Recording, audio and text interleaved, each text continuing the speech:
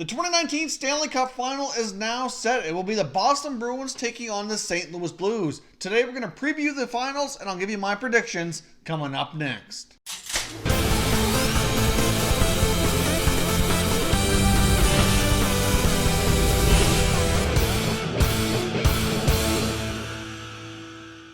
Welcome back to another video here at Top Shelf Hockey. If you're new to the channel, thanks for stopping by. We review and discuss all 31 NHL teams, so if you're a huge hockey fan, consider subscribing and clicking the bell so you don't miss anything. So the St. Louis Blues have punched their ticket to the Stanley Cup Finals. They defeated the San Jose Sharks in Game 6 last night and are now moving on to face the Boston Bruins in the Stanley Cup Final. We have a rematch from 49 years ago, the last time the Blues made it to the finals back in 1970, where they unfortunately lost against the Boston Bruins in that Stanley Cup Final. Now, of course, many of you might know that was the Stanley Cup Final when the famous Bobby Orr jumping through the air scoring the Stanley Cup winning goal took place. Of course, there's a statue right outside the TD Garden in Boston where that iconic moment is symbolized forever. It was one of the biggest moments in hockey history. Now, the Blues, of course, have been on a mission as of January the 2nd. They were in last place in the NHL. Of course, they fired their coach, hired Craig Berube, who was an assistant at the time,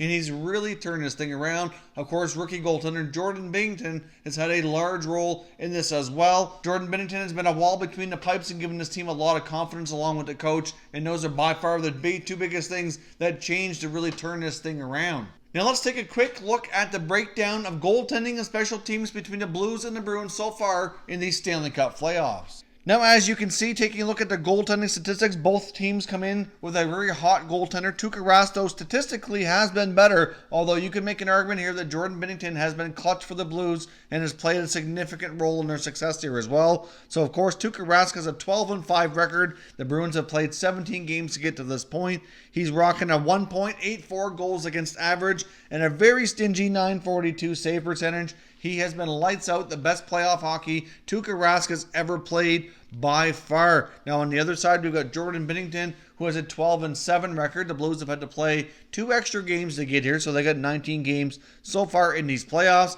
and he has a .914 save percentage and a 2.36 goals against average. So he's certainly setting himself apart as one of the few rookie goaltenders to make it this far, and we'll get into that here a little bit further momentarily. Taking a look at the remainder of the team stats here, especially with special teams, the Boston Bruins have been an incredibly hot power play throughout the playoffs, clicking at a 34% clip, which is phenomenal. The PK has not been a slouch either at 86.3%. So the Bruins have been doing phenomenal. They're getting terrific goaltending. Special teams has been excellent. They're scoring at a good rate. They've got secondary scoring. Everything has been going well for the Bruins so far, but much of that can be said about the Blues as well. But the playoffs as a whole, the special teams numbers don't look quite as nice, where the Blues have a power play of 19.4% and the PKs at 78%. However, more recently, both of those special teams units have been working much better. The Blues special teams against the San Jose Sharks, that power play in particular, has been clutch, so it is hot at the right time. So even though the Bruins do look to have a statistical edge based on the playoffs as an entirety, more recently I'd say they're a little bit closer to being more evenly matched. Now, as I mentioned, Jordan Binnington is a rookie goaltender setting himself in elite company here.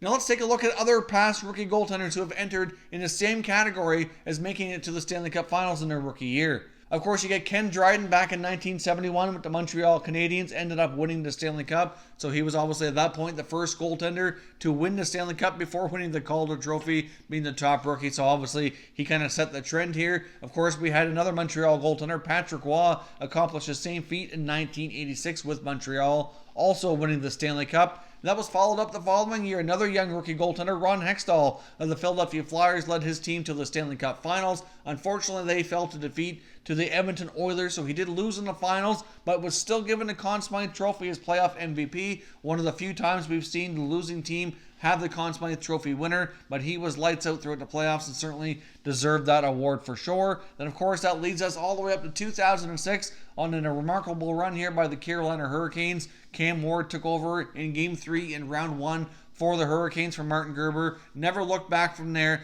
Led the Canes all the way to a Stanley Cup victory, the first one in franchise history. So that was an incredible run as well. And of course, not that long ago in 2016, we saw rookie goaltender Matt Murray lead the Pittsburgh Penguins to the Stanley Cup after taking over the net from veteran Marc-Andre Fleury. So Jordan Binnington's entering some elite company here. 4 out of the 5 names I've mentioned here did win the Stanley Cup. So will he make it 5 out of 6? Certainly not going to be an easy task, but it's something I feel the Blues are fully capable of. Now, the Stanley Cup Finals get underway on Monday, May the 27th, so each team will certainly get a bit more of a break. The Bruins, after winning in 4 straight games against the Carolina Hurricanes, have already been off for a period of time here, and the St. Louis Blues will get a bit of a break here as well before getting started. That series, of course, does kick off in Boston. They will have home ice advantage for the Stanley Cup Finals and kick off here Game 1 in Boston this coming Monday.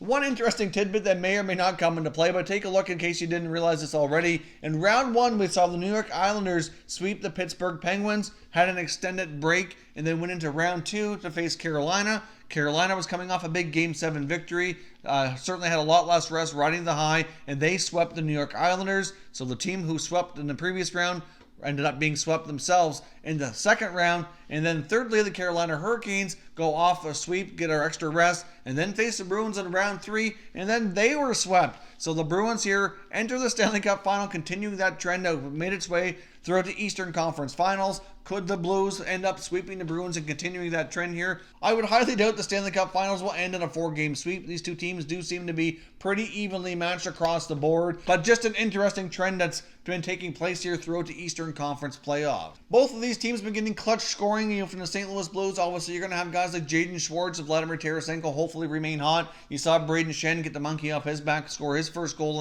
in a large number of games as well in Game 6 against the San Jose Sharks. Their backend's been producing some points as well.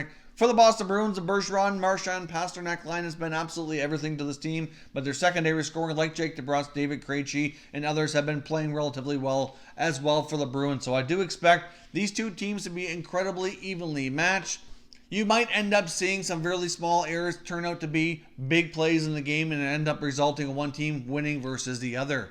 However, I do have a feeling that the St. Louis Blues are a team of destiny, considering where they were at back on January the 2nd. They've worked their way this far. They're riding on a high. They're coming off the high of a Game 6 victory here in San Jose. And so far, like I said, in these playoffs, rest has not done well for teams that have been waiting for their opponents in the next round. So I am picking the St. Louis Blues here to complete the incredible comeback from last place in the league on January the 2nd all the way to being Stanley Cup champions at the end of the 2019 NHL season here.